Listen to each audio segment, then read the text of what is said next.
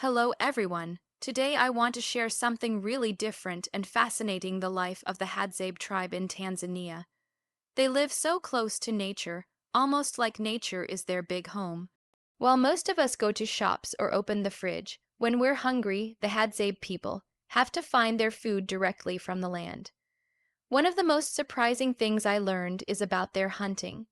They sometimes go after baboons. For us, that might sound shocking, but for them, it's an important part of survival.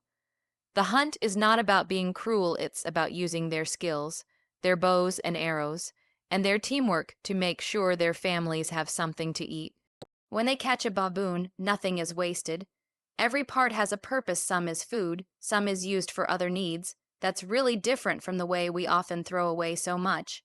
It made me think about how carefully they respect what nature gives them. The Hadzabe don't have supermarkets, fast food, or refrigerators. What they do have is a deep knowledge of the land.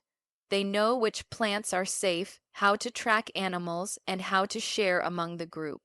For them, hunting a baboon isn't just about food, it's about survival, tradition, and keeping their way of life alive. When I discovered this, I felt amazed. Even though their world is so different from mine, I realize they are teaching us something: to value what we have, to waste less, and to respect nature more. Thank you. The Hadzabe tribe lives close to nature in Tanzania, and their way of life is one of the few in the world that still reflects the ancient ways of human survival. They are known as one of the last hunter-gatherer communities, and every part of their existence shows how deeply they are connected to the natural environment around them. Unlike most people who depend on shops, money, or technology to get through each day, the Hadzabe live directly from what the land provides. This close relationship with nature has shaped their culture, their daily routines, and their understanding of life itself. The tribe is small, only a few hundred people, but their lifestyle is so unique that it draws attention from anthropologists, travelers, and curious minds from around the world. They live near Lake Eyasi in northern Tanzania, a region with dry savannas, rocky hills, and scattered trees. The land might look tough to survive in, but for the Hadzabe it is home, and they know every detail about it. They can find food, water, and shelter in places where others might see only wilderness. To them, nature is not an enemy or an obstacle. It is a partner, a teacher, and a source of life. The Hadzabe do not build permanent houses or big villages. Instead, they make simple shelters from branches and leaves that can be left behind when they move on. This shows how lightly they live on the land. They do not overuse resources or try to control the environment because their survival depends on keeping nature balanced. This closeness to the natural world also means they are always on the move, following the rhythm of the seasons, the migrations of animals, and the growth of wild plants. Food is gathered and hunted every single day, and both men and women have important roles. Men often hunt with bows and arrows, while women collect berries, roots, and fruits. Children grow up learning these skills from a very young age, so by the time they are older, they already know how to survive without needing modern tools or machines.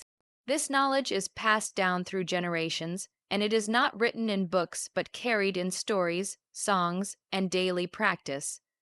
It is living knowledge, always connected to the environment and always adjusted to what the land offers. What makes the Hadzabe remarkable is not only their hunting skills, but also their ability to identify plants for food and medicine. They know which roots can be dug up for water, which fruits are safe to eat, and which plants can heal wounds or cure sickness. For outsiders, the dry and thorny landscape might look empty, but for the Hadzabe, it is a living pharmacy and supermarket. It combined. Their closeness to nature is not just about taking from it, but also about respecting its rhythms and limits. They never take more than they need, and they share what they find within the group. The Hadzabe language itself reflects their closeness to the land.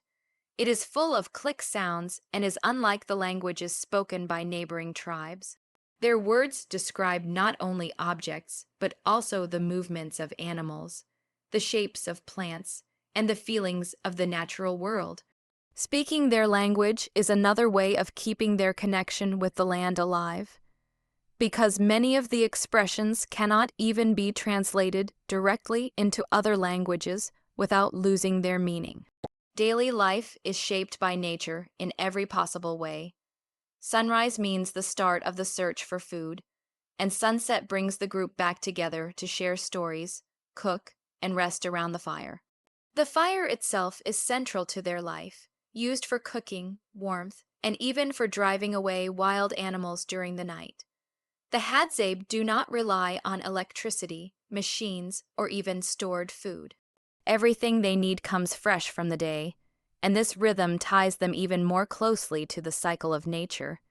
Even their social structure is simple and shaped by the environment. They live in small groups without formal leaders, and decisions are often made together. Because resources are shared, there is no need for strict hierarchies or large divisions of wealth. Everyone has a role, and everyone depends on one another, just like they all depend on the land. This equality and cooperation are part of what allows them to live so closely with nature, without taking more than the earth can give. Living close to nature also means facing challenges directly. When food is scarce, they must travel farther. When the rains do not come, they have to rely more heavily on their deep knowledge of hidden resources. Their lives are not easy, but they are resilient, and their relationship with the land gives them strength. Outsiders might think they live with very little, but in truth, they live with everything they need because nature provides as long as it is respected and understood. Hunting baboons is part of their survival, and for the Hadzabe tribe, this is not just an activity, but a crucial practice that has been passed down through countless generations.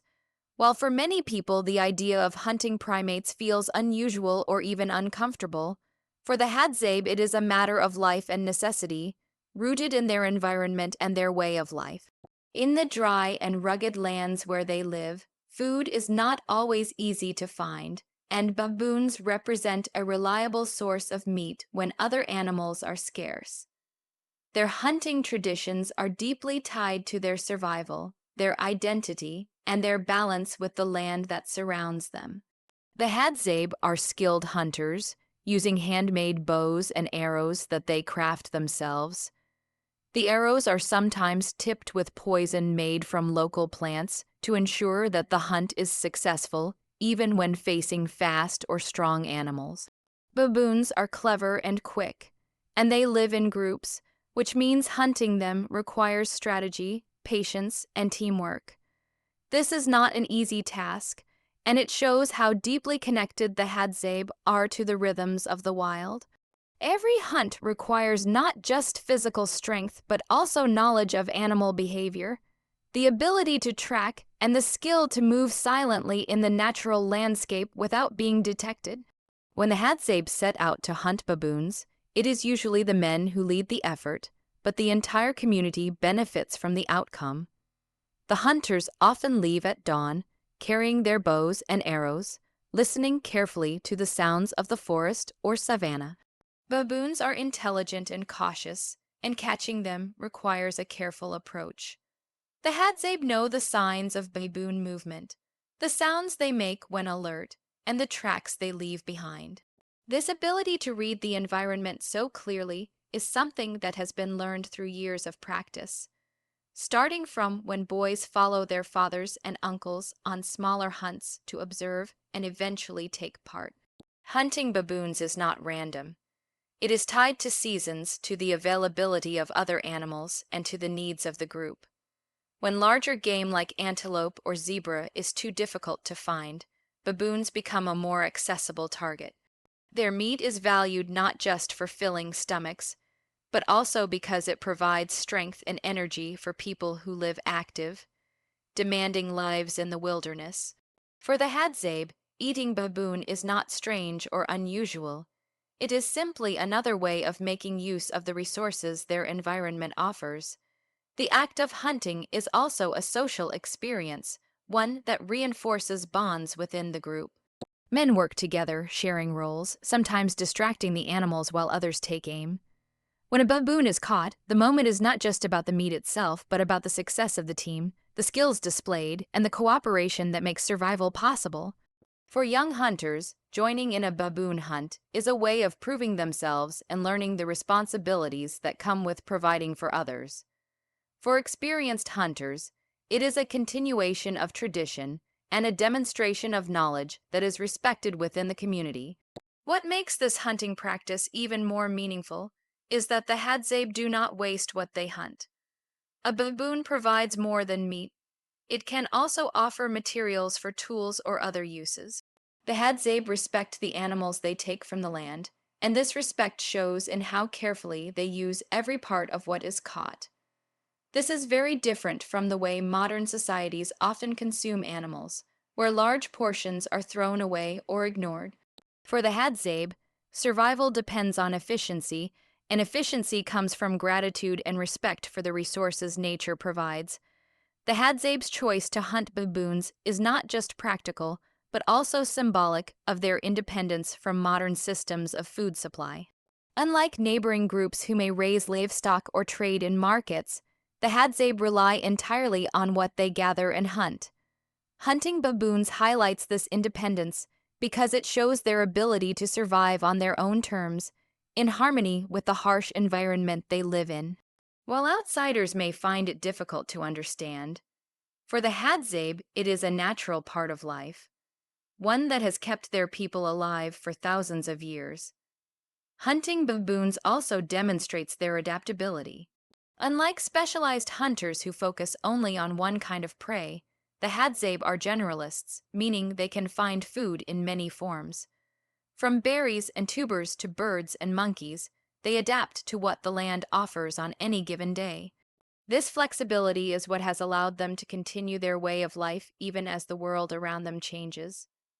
Baboons are part of this wider system of adaptation, another resource in a landscape that requires constant awareness and skill to survive. Through the practice of hunting baboons, the Hadzabe show a balance between challenge and necessity.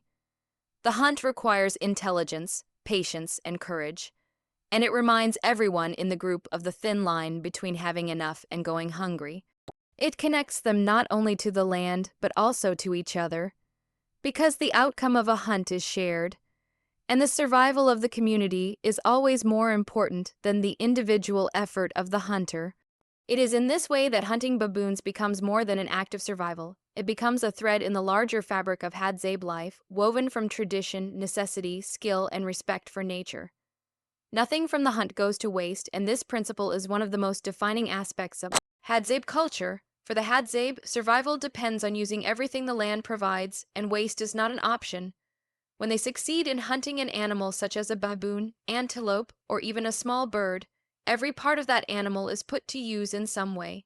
The meat is eaten, the skin may be used for clothing or coverings, the bones can be fashioned into tools, and even the fat can serve practical purposes. This careful use of resources is not only about necessity, but also about respect. To the Hadzabe, animals are gifts from the land, and showing gratitude means honoring them by making sure nothing is thrown away. When a hunt is successful, the animal is brought back to the group, and the sharing begins immediately. The Hadzabe are not people who store large amounts of food or keep resources for themselves. Instead, everything is distributed within the group, and the meal becomes communal. This way, no one goes hungry, and everyone benefits from the hunter's skill and effort. Even the smallest scraps are eaten or used, showing how deeply they value what the land has given them. This tradition of sharing is one of the reasons the Hadzabe remain so united, because no one is left behind and no resource is taken for granted. The meat is usually roasted over an open fire, and the entire group gathers to take part in the meal. The process itself becomes social, filled with conversation, storytelling, and laughter. Children learn during these moments too, observing how the adults divide the food and understanding that nothing is wasted.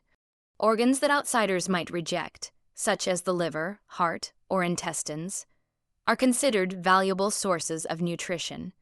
and they are eaten with the same respect as the more familiar cuts of meat. By consuming every part, the Hadzabe makes sure that the energy of the animal is fully transferred into the energy of the people. Bones are another resource that shows how nothing goes to waste.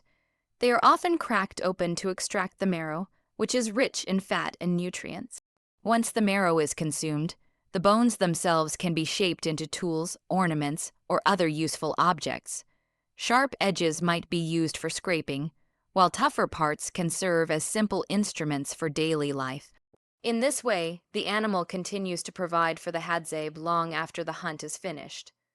The skin or hide is treated with care, often used as clothing, bedding, or coverings for their temporary shelters. In a society where nothing is manufactured in factories or bought in markets, these natural materials are essential for comfort and protection. The Hadzabe see value in what others might discard, turning every part into something useful. Even the sinew or animal tendons can be used as string or binding material, showing their incredible ability to innovate with the resources available. Fat from the animal is another important element. It can be eaten, but it also serves practical purposes, such as being rubbed on the skin for protection against insects or dryness. In an environment where resources are scarce, fat becomes more than food. It is a multi-purpose material that supports health and survival in different ways. The Hadzabe understand this, and their knowledge ensures that every bit of an animal continues to serve the group in one form or another. The Hadzabe also use certain parts of animals for cultural or symbolic purposes. Teeth, claws, or bones might be turned into ornaments, worn as decoration, or used as reminders of a successful hunt. These small transformations give meaning to the act of survival, turning practical use into something that connects to identity and memory. A child might wear a necklace made from animal bones, not just as decoration, but as a link to the story of how the animal was hunted and shared. Nothing going to waste is also part of their relationship with nature. By using every part of what they hunt, the Hadzabe ensure that they do not need to kill more than necessary. They do not hunt for sport, and they do not take more than what the group requires. By respecting every animal in this way, they maintain a balance with the ecosystem that has supported them for thousands of years. Waste would mean not only disrespecting the animal, but also disturbing this delicate balance of survival. Even the smallest details show their commitment to avoiding waste. Fires used for roasting are carefully managed so that the energy of the wood is not lost, and the ashes might later be spread around the camp to deter insects. Leftover scraps that cannot be consumed are given back to nature, left for scavengers or returned to the soil. This cycle of use and reuse is natural to the Hadzabe, woven into their daily lives without the need for written rules or external systems. Children grow up observing this way of life and learning that waste is not acceptable. From the time they are small, they are taught to finish what is given to them and to see the value in every piece of food, every scrap of material, and every gift from the land. It is a lesson in gratitude as much as it is in survival, and it shapes their world, viewed to be one of respect and mindfulness. This knowledge ensures that the Hadzabe remain deeply connected to their environment and able to thrive in conditions that outsiders often find too harsh. The Hadzabe possess a deep knowledge of the land and traditions, and this knowledge is at the heart of their identity and survival. Living in the dry savanna and woodland areas near Lake Eyasi in Tanzania, they have developed a relationship with the environment that is both practical and spiritual. For the Hadzabe, the land is not just a background to their lives. It is an active partner that teaches, guides, and sustains them. Their traditions, passed down orally through generations, are woven directly into this relationship with the natural world. The knowledge they carry is not written in books or recorded in technology, but preserved in memory, storytelling, and daily practice. One of the most striking examples of their knowledge is their ability to identify plants for food, medicine, and utility. They know which berries can be eaten safely, which tubers can be dug up for water and nutrition, and which leaves or roots can cure stomach aches, fevers, or wounds. This knowledge is the result of centuries of observation and experimentation, passed from elders to children through practice. Women often take the lead in plant gathering, and young girls learn from their mothers how to recognize edible fruits or dig tubers from the dry soil. This tradition ensures that the group always has access to food, even during times when hunting is not successful. The men, on the other hand, carry traditions of hunting and tracking that require incredible skill. They know the patterns of animals, the way footprints look in different types of soil, and even how to interpret the sounds of birds as signals that animals may be nearby. Their bows and arrows are handmade, and the arrowheads are sometimes dipped in poison made from desert plants. This knowledge of making and using weapons has been passed down for countless generations, and it is not simply technical. It also carries cultural meaning because hunting is tied to identity, responsibility, and the unity of the group.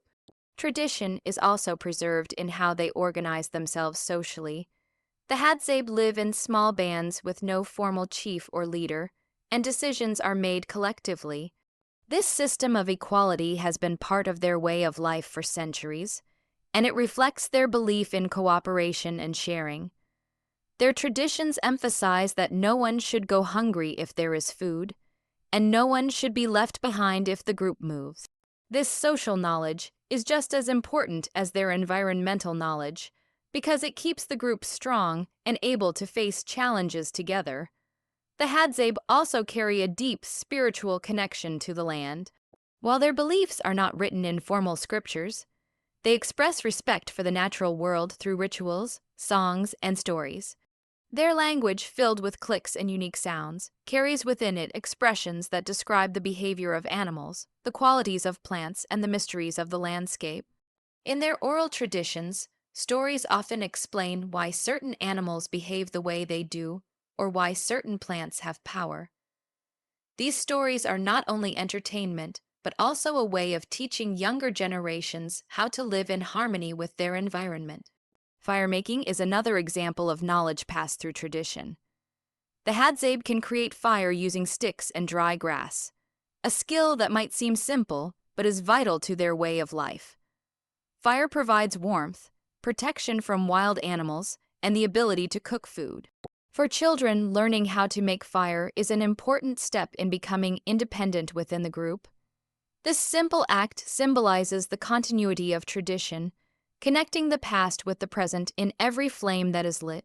Seasonal knowledge is also part of their deep understanding of the land.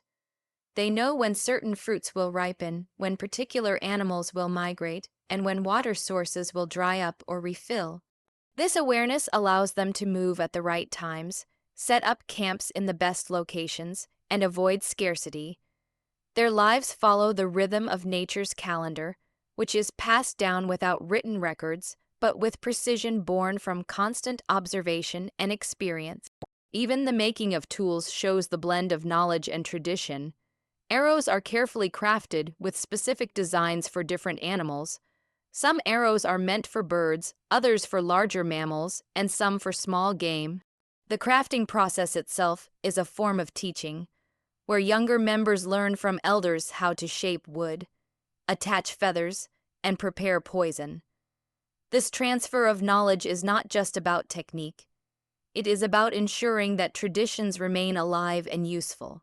Their traditions also emphasize storytelling as a way to preserve knowledge. Around the fire at night, elders tell tales of hunts, encounters with animals, or lessons about sharing and cooperation. These stories often carry practical advice hidden within them, guiding the young in how to act when facing similar situations. Through these oral traditions, history and culture remain alive without needing to be written down.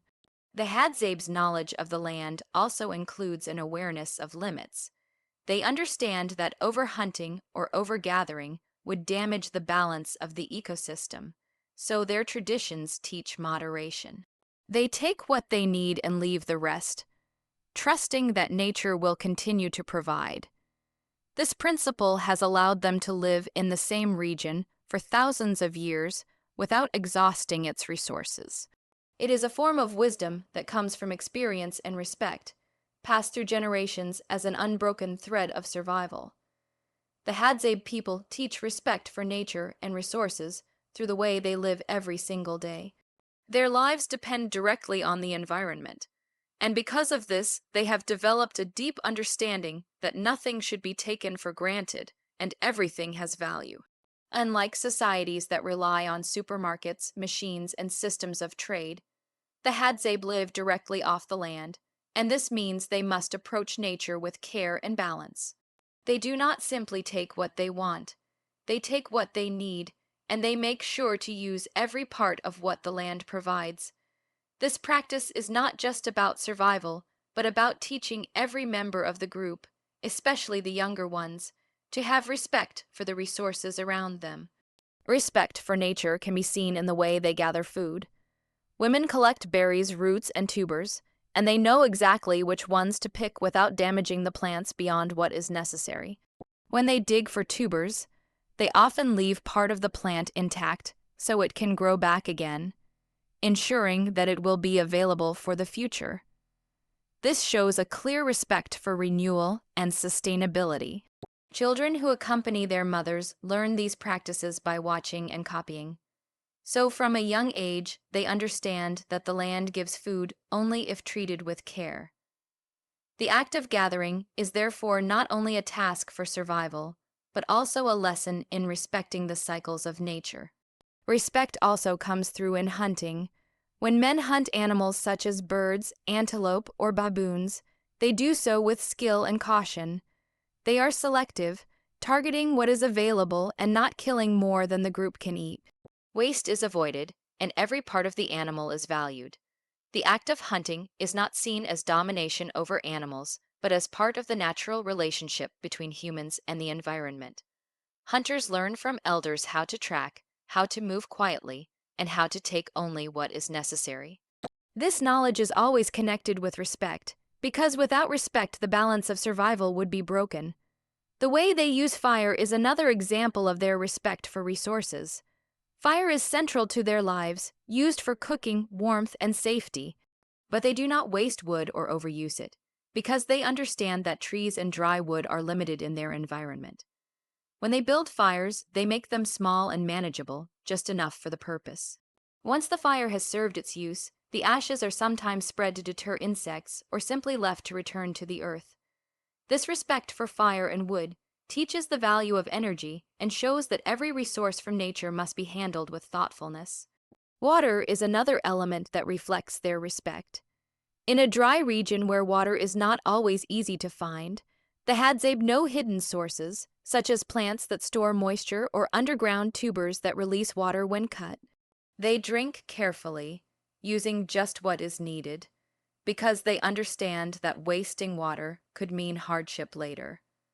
For children, learning how to find and use these hidden sources is both a survival skill and a lesson in how precious water is.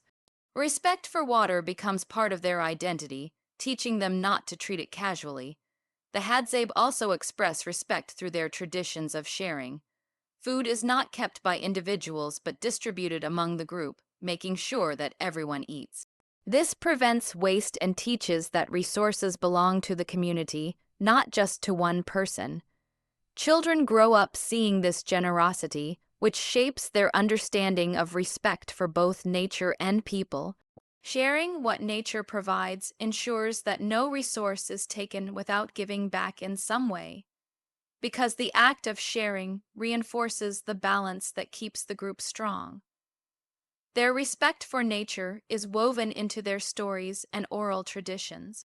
Elders tell tales about animals, plants, and the land, often with messages about why it is important to take only what is necessary. These stories act as lessons, giving children examples of what happens when nature is mistreated and showing the rewards of living in harmony with it. Through storytelling, respect for resources becomes more than just practice. It becomes part of their cultural identity. Even the way they move across the land demonstrates respect. The Hadzabe do not build permanent structures or clear large areas of forest. Instead, they build small, temporary shelters from branches and grass that can be left behind when they move on.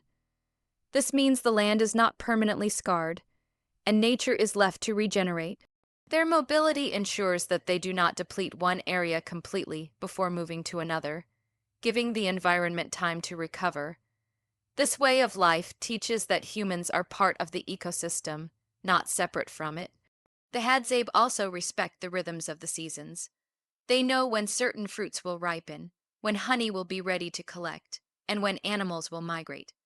They do not force nature to provide out of season, but instead adjust their lives to the cycles of the land. By living in harmony with these rhythms, they show respect for the natural order, understanding that trying to control or overuse the environment would only harm them in the end. Children in the Hadzabe tribe learn these lessons every day through observation and participation. They are not taught through formal schools or written books, but through living alongside their parents and elders.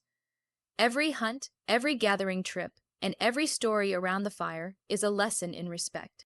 Over time, this way of life creates individuals who see nature not as something to exploit, but as something to honor and depend on. Through their traditions and daily practices, the Hadzabe pass down a world where nature and resources are always approached with gratitude and responsibility.